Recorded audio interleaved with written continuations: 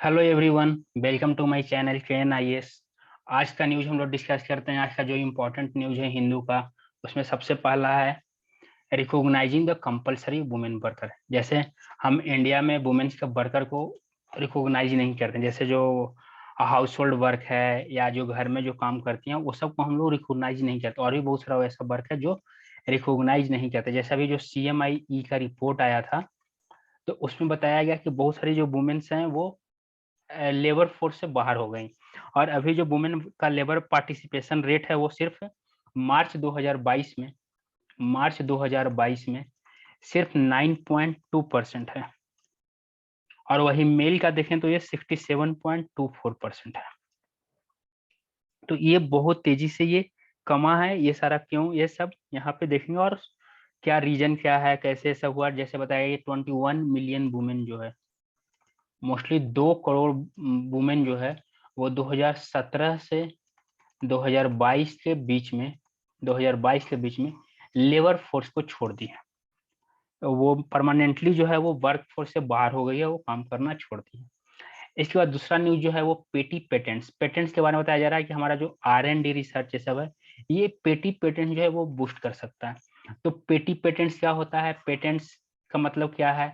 और जैसे अभी विपो का जो है जो रिपोर्ट आया था, कौन सा विपो एक रिपोर्ट निकलता है, ग्लोबल इनोवेशन इंडेक्स।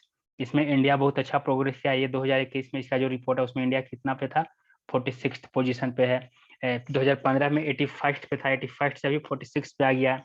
तो इस तरह से इंडिया का पोजीशन डेवलप हुआ। तो इसी में बोला है कि पेटी पेटेंट जो है ये देने से और जो हमारा रिसर्च एंड डेवलपमेंट है वो बूस्ट होगा। इसके बाद अभी कोई 2 दिन पहले 12th ये WTO का मिनिस्ट्रियल कॉन्फ्रेंस जो है ये खत्म हुआ है। कब, ये 2 दिन पहले। कौन सा वाला, ये 12th WTO मिनिस्ट्रियल कॉन्फ्रेंस था। ये अभी 2 दिन पहले खत्म हुआ है। कहाँ में ये हुआ था, जेनेवा में। तो इसमें क्या क्या हुआ, इसी इसको बोला गया, ये जो फाइनल डिक्लेरेशन हुआ इसको बोला गया जेनेवा पैकेज। तो जेनेवा पैकेज में क्या अनाउंस हुआ और क्या नहीं हुआ, WTO कैसे वर्क करता है, ये सारा कुछ हम लोग डिटेल में अभी देखेंगे, सारा स्टडी करेंगे। तो जो सबसे पहला न्यूज है वो हम लोग देखते हैं, recognising the compulsory women worker. यहाँ पे राइटर जो है, इस एडिटोरियल की जो राइटर जो है वो ये सारा कंपेयर करके बता रही है कि कैसे जो वुमेन वर्कर जो हैं, वुमेन वर्कर, ये सोशल सिक्योरिटी हम लोग का जो चैप्टर है इसमें भी हम इसे लिख सकते हैं। इसके डाटा को हम इकोनॉमी के क्वेश्चन में भी डाल सकते हैं। तो जो वुमेन वर्कर्स पार्टिसिपेशन जो है वो बहुत तेजी से डिक्लाइन कर रहा है।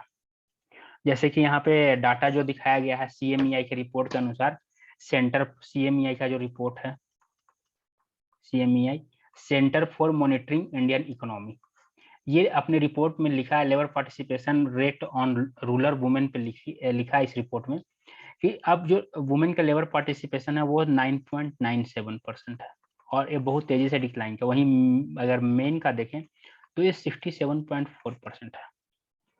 यहाँ पे ये बताया गया कि 2017 से 2022 के बीच में 21 मिलियन, यानी कि 2 करोड़ 1 लाख के अराउंड में 21 मिलियन वुमेन जो है वो लेबर फोर्स को छोड़ दी है परमानेंटली।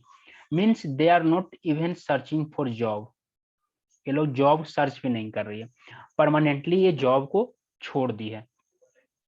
तो ये यहाँ पे ये बताया गया, जैसे यहाँ पे कुछ एग्जांपल दिया गया, वो लोग कुछ लोग मनरेगा का काम करते हैं।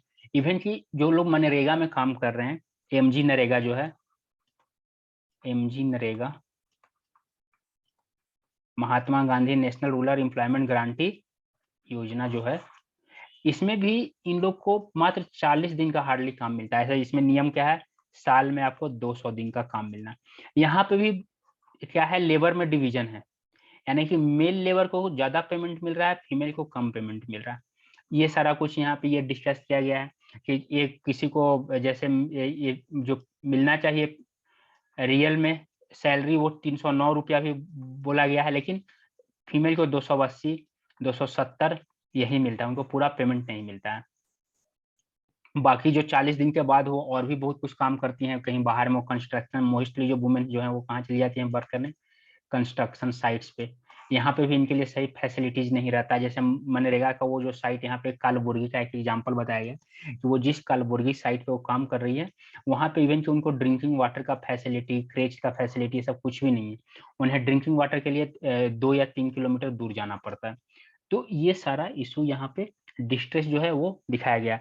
इसी तरह अगर हम डिटेल में बात करें कि women participation, gender equality, labour work, gender equality हमारे जीडीपी, हमारे डेवलपमेंट के लिए बहुत जरूरी है। जेंडर इक्वलिटी बहुत जरूरी है। जैसे स्वीडिश सर्वे, स्वीडन का एक सर्वे, स्वीडिश कंपनी ऑर्गेनाइजेशन जो है वो एक सर्वे किया था। उसमें वो बताया कि इंडिया का जो मैन्युफैक्चरिंग एरिया है, जो मैन्युफैक्चरिंग सेक्टर है, इसमें सिर्फ 3% टू 12% वुमेन को ही हायर करते हैं ये लोग। Only 3 to 12%। वहीं चाइना का अगर हम यहाँ पे कंपेरिजन करें तो चाइना में 25% हायर होती है वुमेन। इसमें बताया गया है कि अगर इंडिया, ये स्वीडिश जो सर्वे क्या वो उसमें बोला गया कि अगर इंडिया जेंडर इक्वलिटी को सुधार लेता है तो 2025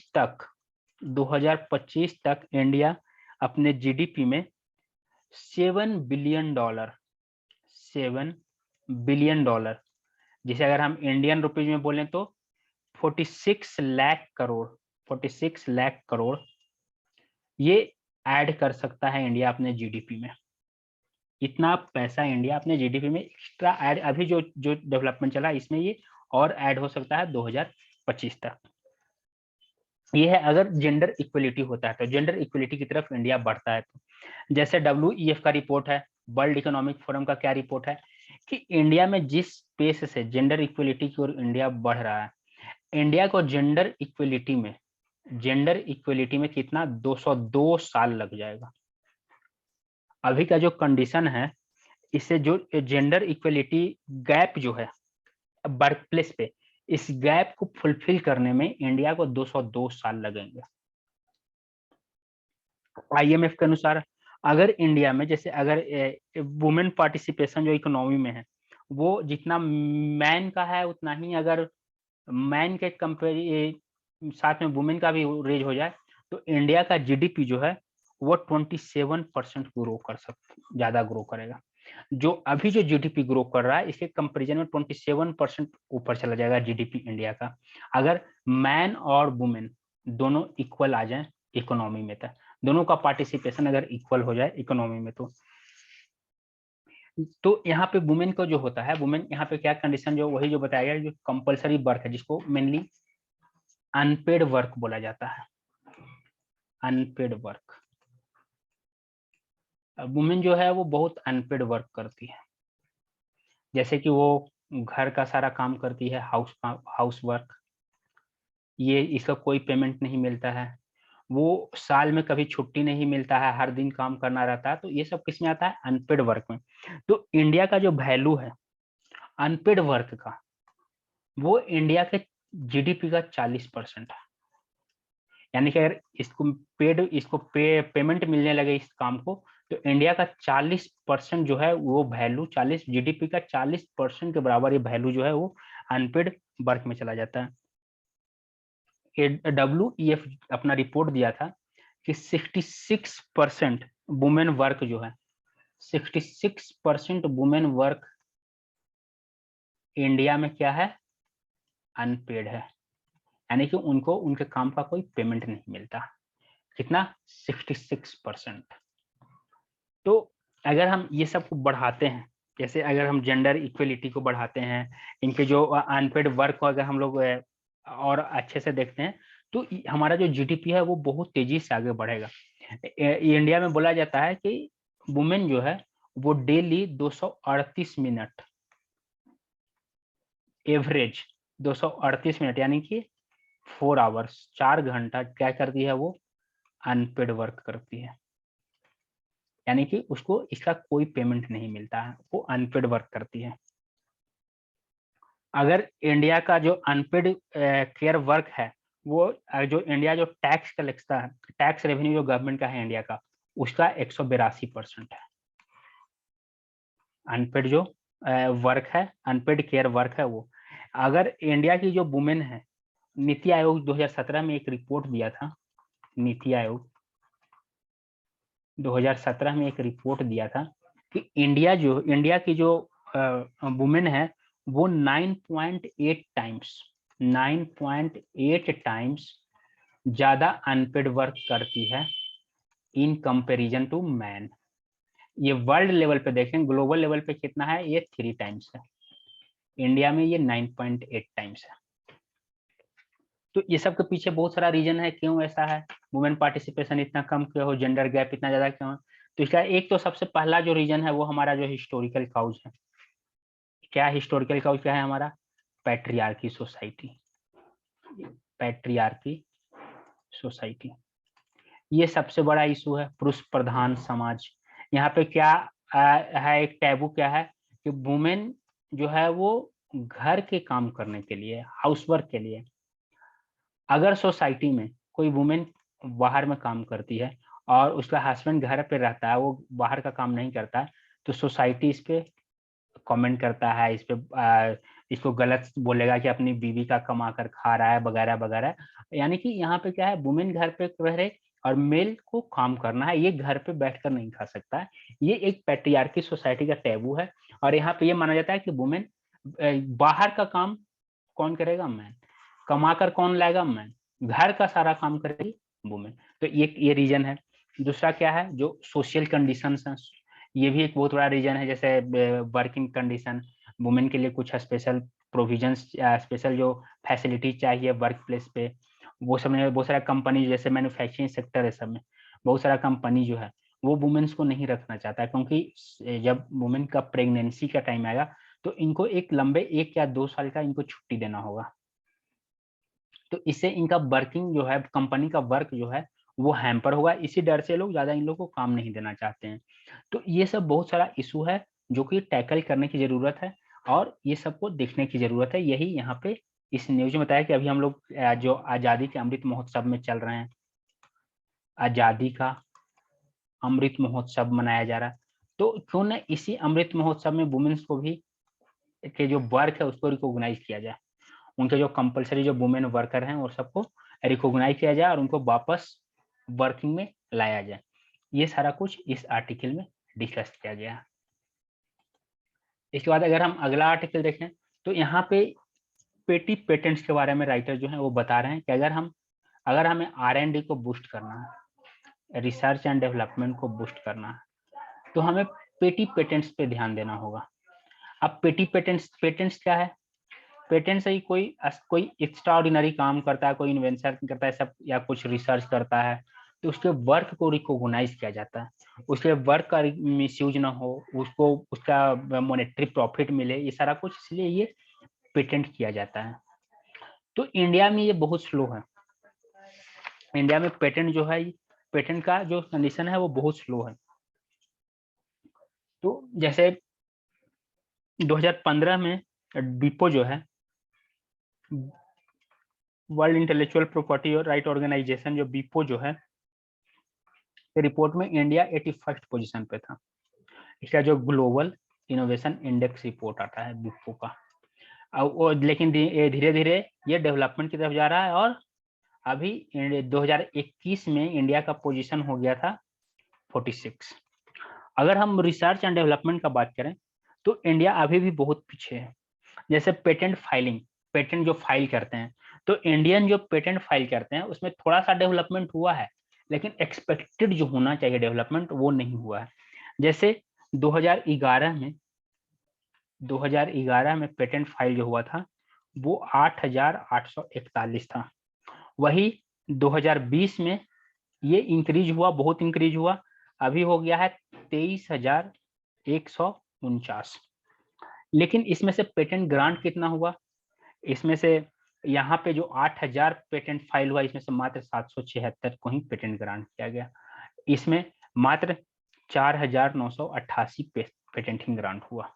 तो यानी कि बहुत स्लो हो रहा है। लोग ये बिल्कुल जो एक मतलब कि इनोवेटिव आइडियाज हैं, इनोवेशन रिसर्च बिल्कुल अलग टाइप का नहीं कर रहे हैं, वो कहीं ना कहीं उसमें मिक्सिंग है, इस कारण उनको पेटेंट नहीं मिल पा रहा। तो इसलिए यहाँ पे और दूसरा क्या रीजन, सबसे बड़ा रीजन क्या है, इन्वेस्टमेंट। हम जैसे इंडिया का ग्रोस R&D एक्सपेंडिचर जो है, रिसर्च एंड डेवलपमेंट पे जो एक्सपेंडिचर है इंडिया का, वो मात्र 0.7% है जीडीपी का। जीडीपी का सिर्फ 0.7%। वही यूएस हो गया, जापान हो गया, ये सब कंट्रीज में ये 10% से 12% तक इन्वेस्टमेंट है R&D पर, रिसर्च एंड डेवलपमेंट पर। और यहाँ पे इसमें भी क्या है कि प्राइवेट जो कंपनीज हैं, प्राइवेट सेक्टर जो है, वो बिल्कुल रिसर्च एंड डेवलपमेंट पे इन्वेस्टमेंट नहीं करता है। R&D पे जो ये 0.7% इन्वेस्टमेंट है, इसका भी मोर देन 60% गवर्नमेंट करता है इन्वेस्टमेंट। और प्राइवेट सेक्टर जो है, इसका इन्वेस्टमेंट मात्र 30% 40% के राउंड में, जो कि बहुत कम है। अगर दूसरे कंट्री को देखें तो इनका इन्वेस्टमेंट, जो प्राइवेट कंपनी जो है, वो रिसर्च एंड इन्वेस्टमेंट पे लगभग 70 से 80% तक करते हैं। यहाँ पे जो मेनली रिसर्च होता है इंडिया में, वो कॉलेज, कुछ जो टेक्निकल कॉलेज हैं जैसे IITs हो गया, कुछ टेक्निकल यूनिवर्सिटीज हैं, वही सब ये सब government sponsored he research and development होता है। तो यही सब पे यहाँ पे ये बताया जा रहा है कि अगर हम पेटेंट्स जो होता है, पेटेंट्स मेनली दिया जाता है 20 साल के लिए, लेकिन पेटेंट जो होता है वो 10 साल या 5 साल या 8 साल इस तरह से कम साल के लिए दिया जाता है। तो ये हम लोग देकर डेवलपमेंट जो है, इसको हम लोग बढ़ा सकते हैं। हम जो रिसर्च है हमारा है, उसको बूस्ट कर सकते हैं। इससे क्या होगा, जो लोअर स्ट्रेटा में जो लोग हैं, लोअर लेवल पे जो लोग हैं, जैसे विलेजेज में या कुछ लोअर टाउन से सब में, उन लोग को इंकरेजमेंट मिलेगा, वो लोग इंकरेज होंगे, और इससे और ज्यादा हमारा जो है पेटेंट, ये सारा सिस्टम जो बूस्ट होगा। इसके अलावा और क्या, इसमें बोला है कि गवर्नमेंट को इन्वेस्टमेंट ज्यादा की जरूरत है। गवर्नमेंट यहाँ पे फाइनेंशियल सपोर्ट करे कंपनी को इंकरेज करे, उनका टैक्स एग्जेम्पशन करे। यहाँ पे टैक्स या एग्जेम्प्ट करेगा कि अगर वो रेवेन्यू में, अगर वो इन्वेस्टमेंट कर रहे हैं रिसर्च एंड डेवलपमेंट में, तो उनका टैक्स एग्जेम्पशन होगा वगैरह वगैरह। तो इससे यहाँ पे क्या होगा, इंकरेजमेंट मिलेगा, और लोगों को और ज्यादा इंकरेज, और यूनिवर्सिटी जैसे में जो रिसर्च स्टूडेंट है, उन लोग को ज्यादा इंसेंटिवाइज करने की जरूरत है, उन लोग को ज्यादा इंसेंटिव्स देने की जरूरत है, ताकि और भी लोग इस तरफ अट्रैक्ट हों।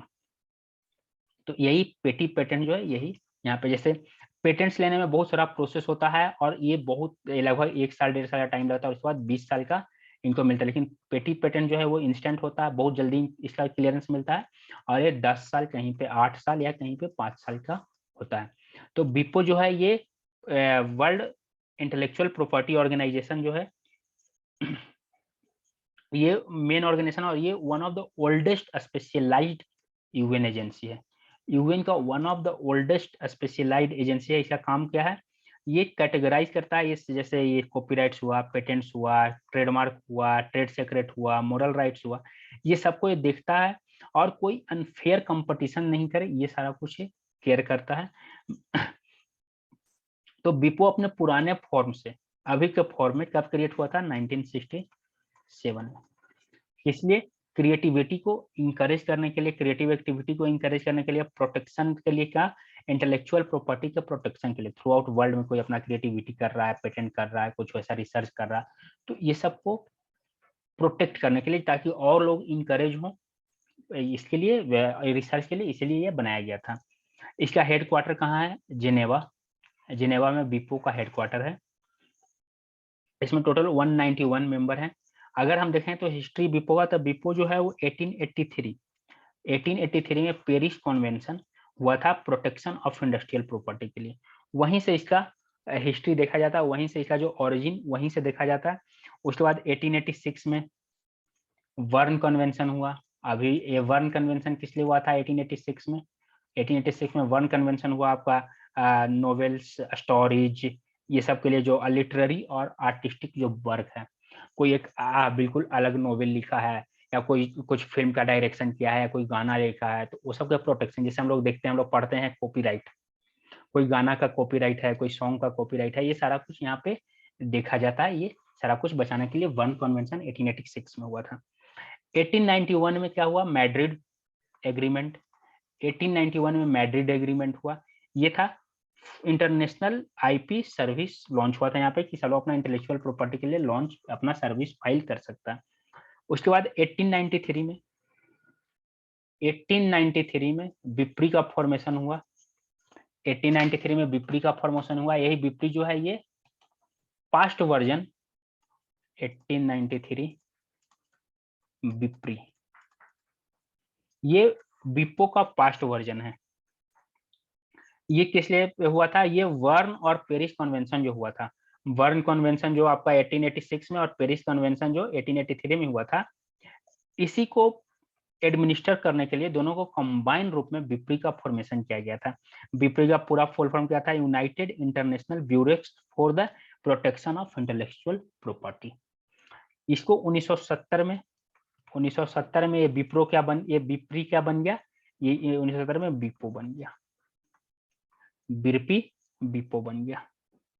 और 1974 में ये क्या ज्वाइन कर लिया? यूएन ज्वाइन किया। यूएन 1970 में ये यूएन ज्वाइन किया। तो इस तरह से इसका सारा प्रोसेस यहाँ पे चलता है। इंडिया को इसका फाउंडर मेंबर बोला जाता है कि India is one of the founder member भी है इसका। इसके बाद इसका एक स्पेशल रिपोर्ट आता है विपो का, जिसको बोला जाता है ग्लोबल इनोवेशन इंडेक्स। इसमें ये पूरे वर्ल्ड का रैंकिंग करता है सारे कंट्री का कि क्या उनका इनोवेशन में क्या रैंक है। इंडिया इसमें हर साल प्रोग्रेस कर रहा है और 2021 में इंडिया का रैंक था 46। तो इस तरह से इंडिया जो है, लेकिन फिर भी इंडिया का जो इन्वेस्टमेंट है, पेटेंट्स है, रिसर्च है, वो उतना सेटिस्फैक्ट्री नहीं है जितना इंडिया का पॉपुलेशन है, जितना इंडिया का मार्केट है। अपनी इफिशियंसी के अनुसार इंडिया अपना पूरा इफिशियंसी नहीं, ये अपनी इफिशियंसी को यूज नहीं कर पा रहा, अपनी एनर्जी को यूज नहीं कर पा रहा। इसीलिए यहाँ पे पेटी पेटेंट्स के बारे में चर्चा किया गया कि हम पेटी पेटेंट्स जो है इससे ये सारा कुछ कर सकते हैं। इसके बाद अगला जो न्यूज है वो है जो अभी वर्ल्ड ट्रेड ऑर्गेनाइजेशन WTO का जो मिनिस्ट्रियल कॉन्फ्रेंस हुआ है, ये 12वां मिनिस्ट्रियल कॉन्फ्रेंस है। एक्चुअली में ये 2020 में ही फिक्स था, 2020 के दिसंबर में होना था। 2020 के दिसंबर में ये कहाँ होना था? ये होना था नूर सुल्तान कजाकिस्तान में ये मीटिंग फिक्स हुआ था। लेकिन उस समय कोविड का लॉकडाउन और रेस्ट्रिक्शन चल रहा था, तो इसे 2021 में शिफ्ट किया गया कि अब ये 2021 में होगा। लेकिन 2021 में भी बहुत सारे कंट्री में ट्रेवल बैन था कोविड के कारण, तो इसको फिर से 2022 में अभी शिफ्ट किया गया, जो कि अभी हुआ है जेनेवा में। ये अभी जेनेवा में हुआ है। तो WTO जो है, WTO का ये सबसे बड़ा जो डिसीजन मेकिंग बॉडी है, WTO का सबसे बड़ा डिसीजन मेकिंग बॉडी कौन सा है? Ministerial conference. ये सबसे, अगर हम WTO का स्ट्रक्चर देखें तो इसमें सबसे ऊपर कौन है? Ministerial conference. ये 12वां मिनिस्ट्रियल कॉन्फ्रेंस है। सबसे पहला जो मिनिस्ट्रियल कॉन्फ्रेंस हुआ था वो 1996 में हुआ था। और हर 2 साल पे मिनिस्ट्रियल कॉन्फ्रेंस होता है, in every 2 years. Ministerial conference के बाद जनरल काउंसिल होता है, इसमें सारे देश के रिप्रेजेंटेटिव सब रहते हैं। इसमें ट्रेड पॉलिसी रिव्यू बॉडी होता है आपका, ट्रेड पॉलिसी। और एक इसमें क्या होता है? डिस्प्यूट सेटलमेंट बॉडी होता है। अगर 2 कंट्री जैसा के बीच में कोई डिस्प्यूट से सब आया या कुछ हुआ तो वो यहाँ पे डिस्प्यूट सेटलमेंट होगा। जनरल काउंसिल में गुड्स काउंसिल पे देखा जाता है, इंटेलेक्चुअल प्रॉपर्टी सर्विसेज काउंसिल और committee on trade and development and trade and export, ये सबको देखा जाता है। ये अलग अलग कमिटीज होता है। ये मेजर स्ट्रक्चर है WTO का। इसका हेडक्वार्टर जेनेवा में है। और ये trade agreements, forum for trade negotiation, trade disputes और नेशनल ट्रेड पॉलिसी, ये सबको ये देखता है। अभी जो मिनिस्ट्रियल कॉन्फ्रेंस हुआ, इसका आउटकम जो आया वो उसको बोला गया, आउटकम को जेनेवा पैकेज बोला गया। तो इसमें जो मेजर जो WTO किस चीज पे काम करता है? कॉन्सेंसस पे काम करता है, कॉन्सेंसस पे काम करता है। तो इसमें 4 मेजर जो आउटकम आए वो क्या है जिस पे कॉन्सेंसस बना? सबसे पहला तो है पेटेंट रेगुलेशन को रिलैक्स करना। इसलिए ये जो अभी हेल्थ सेक्टर में जो पेटेंट रेगुलेशन है, पेटेंट्स रेगुलेशन, इसको ये इंडिया का बहुत पहले से इंडिया डिमांड कर रहा था, इंडिया और खास साउथ अफ्रीका, कि पेटेंट रेगुलेशन को रिलैक्स किया जाए, जिससे कि हम सारे कंट्रीज के पास वैक्सीन जो है वो इजीली पहुंच सके और कोई भी कंट्री वैक्सीन को का प्रोडक्शन कर सके। तो यहाँ पे इसमें थोड़ा सा रिलैक्सेशन किया गया है। उसके बाद अगला जो है वो फूड सिक्योरिटी। फूड सिक्योरिटी को इंश्योर किया गया है कि सारे कंट्री जो हैं वो फूड सिक्योरिटी को अपना इंश्योर कर सकते हैं नेशनल लेवल पे। फूड जैसे अभी इंडिया जो है, अभी हाल ही में बहुत हंगामा था, इंडिया बीट एक्सपोर्ट पे बैन कर दिया है कि हम बीट का एक्सपोर्ट नहीं करेंगे। इस पे बहुत हंगामा हुआ। तो यहाँ पे बोला गया कि जो WEF है, world WPF world food programme, इसमें जो है यहाँ पे कोई रोक टोक नहीं रहेगा। और जो कंट्री जो है वो अपने देशवासियों को प्रायोरिटी दे सकता है फूड सिक्योरिटी में, अपने देश को फूड सिक्योरिटी में प्रायोरिटी देगा, वो अपना स्टॉक कर सकता है फूड सिक्योरिटी के लिए। अगला क्या है, अगला जो कॉन्सेंसस बना है वो है subsidies on fisheries sector. India इस पे भी बहुत पहले से डिमांड कर रहा था फिशरी सेक्टर पे सब्सिडीज के लिए। तो इसे भी यहाँ पे इस पे भी कॉन्सेंसस हो गया है कि अब जो है वो अपना ये फिशरी सेक्टर में है वहां पे ये सब्सिडीज दे सकते हैं। तो ये भी इंडिया के लिए फायदेमंद हुआ और ये इंडिया का इसमें इंटरेस्ट था। इसके बाद जो अगला हुआ वो है moratorium on relevant e commerce. जैसे इस ई कॉमर्स जो कंपनीज हैं उस पर मोरेटोरियम दिया गया। मतलब जैसे हम लोग बहुत सारा यहाँ पे ई कॉमर्स कौन सा है जिसका फिजिकल डिलीवरी ना हो। जैसे सपोज करो हम अमेजन प्राइम वीडियो हम खरीदे हैं, तो ये हमारे पास फिजिकल नहीं आया है। हम ऐप के थ्रू कुछ गाना खरीदें या मूवी खरीदें तो ये सब हमारे पास फिजिकली नहीं आ रहा है, ये ऐप के थ्रू कहीं से आ रहा है। तो इस पे मोरेटोरियम दिया गया कि इस पे ज्यादा टैक्सेशन नहीं होगा। इस पे भी ये अपना कॉन्सेंसस बना है। और जिस पे कॉन्सेंसस नहीं बन पाया है वो है permissible public stock holding threshold for domestic food security. जैसे इस पे सारे कंट्री जो थे वो इंडिया पे ब्लेम कर रहे थे कि इंडिया जो है वो ज्यादा ये फूड जो है वो ज्यादा स्टॉक होल्डिंग कर रहा है, बीट का ज्यादा स्टॉक होल्डिंग कर रहा है जरूरत से ज्यादा। तो इस पे सारे जो कुछ कंट्री जो थे वो बोल रहे थे कि एक थ्रेशोल्ड लिमिट कर दिया जाए कि इतना से ज्यादा आप स्टॉक होल्डिंग नहीं कर सकते हो, इतना से ज्यादा आप अपने यहाँ देश में अनाज का भंडारण नहीं कर सकते हो। जो भंडारण है वो एक लिमिटेड वे में करोगे। लेकिन इस पे कंसेंसस नहीं बन पाया। दूसरा जो था वो डोमेस्टिक सपोर्ट टू एग्रीकल्चर पे भी कंसेंसस नहीं बन पाया। इस पे बहुत पहले से जो है वो चलता आ रहा है। और इस पे जो तीन जो बॉक्स जो फेमस है, ग्रीन बॉक्स, एम्बर बॉक्स और ब्लू बॉक्स। ग्रीन बॉक्स क्या है, इसमें क्या बोला जाता है कि जो ट्रेड को डिस्टोर्ट ना करे उस पर आप सब्सिडी दे सकते हो, कोई आपका लिमिटेशन नहीं रहेगा। यानी कि जैसे आप रिसर्च, एग्रीकल्चरल रिसर्च हो गया, एग्रीकल्चरल मशीनरी इनोवेशन हो गया, ऐसा पे आप इन्वेस्टमेंट करो जिससे ट्रेड पे कोई असर नहीं पड़ता हो, तो ये ग्रीन बॉक्स में आता है। दूसरा है एम्बर बॉक्स। एम्बर बॉक्स में क्या होता है, एम्बर बॉक्स में बहुत सारा लिमिटेशन है, इसमें आप अनलिमिटेड सब्सिडी नहीं दे सकते हो। जो डेवलपिंग कंट्री है वो 5% देगा एग्रीकल्चर प्रोडक्शन पे, और 10% जो डेवलप्ड कंट्री 5% और डेवलपिंग कंट्री 10%। लेकिन इस पे इंडिया का बहुत बड़ा ऑब्जेक्शन है, क्योंकि ये जो है ये बोला गया कि 1970 के अनुसार आप दोगे। उस समय इंडिया का कंडीशन कुछ और था, अभी चेंज हो गया है। तो इंडिया बोला कि इसे अभी के बेसिस पे किया जाए और जरूरत के हिसाब से इसको बढ़ाया जाए। लेकिन और जो कंट्रीज जो हैं, जो डेवलप्ड कंट्रीज हैं, वो इसके सपोर्ट में नहीं है, इसलिए यहाँ पे अभी भी बात नहीं बन पा रहा। और ब्लू बॉक्स जो है इसमें क्या होता है, ये है, इसको बोला है ब्लू बॉक्स को क्या बोला जाता है, amber box, amber box with condition, amber box with condition. Means आप सब्सिडीज दो लेकिन आपके ऊपर कंडीशन ये है कि वो ट्रेड को डिस्टोर्ट ना करे। यानी कि अब ऐसा नहीं कि आप अपने देश के लोगों को, जो ट्रेडर हैं उनको आप ज्यादा सपोर्ट कर रहे हो। यहाँ पे जैसे कि आप एमएसपी दे रहे हो तो एमएसपी ज्यादा नहीं दो, आप खाद ऐसे पे सब्सिडीज दे रहे हो, फर्टिलाइजर्स पे सब्सिडीज है, ये सब का यहाँ पे ये इशू आ जाता है। तो ये मेजर यहाँ पे है जो डब्ल्यूटीओ में इंडिया का ये कॉन्सेंसस जो है। अगर हम डब्ल्यूटीओ का देखते हैं, हिस्ट्री देखते हैं, डब्ल्यूटीओ कब फॉर्म हुआ, तो डब्ल्यूटीओ उरुग्वे राउंड का कॉन्फ्रेंस जो था वो उससे 1994 में बना। इससे पहले क्या था, ये इसको गैट बोला जाता था। तो गैट से ये क्या बना, डब्ल्यूटीओ बना। जैसे ये डिफरेंट, इसका जो अलग अलग काउंसिल्स हैं, इसका ये है, ये 1994 में ये गैट से डब्ल्यूटीओ का ये फॉर्मेशन हुआ। इसको ये गैट जो है वो 1947 में बना था। गैट जो है वो 1947 में फॉर्म हुआ था। इसका इंडिया जो है क्या फाउंडर मेंबर है, और WTO का भी इंडिया फाउंडर मेंबर है। ये जो गैट जो है वो ब्रिटन वुड्स इंस्टीट्यूशन इसको बोला जाता है, इंस्टीट्यूशन था।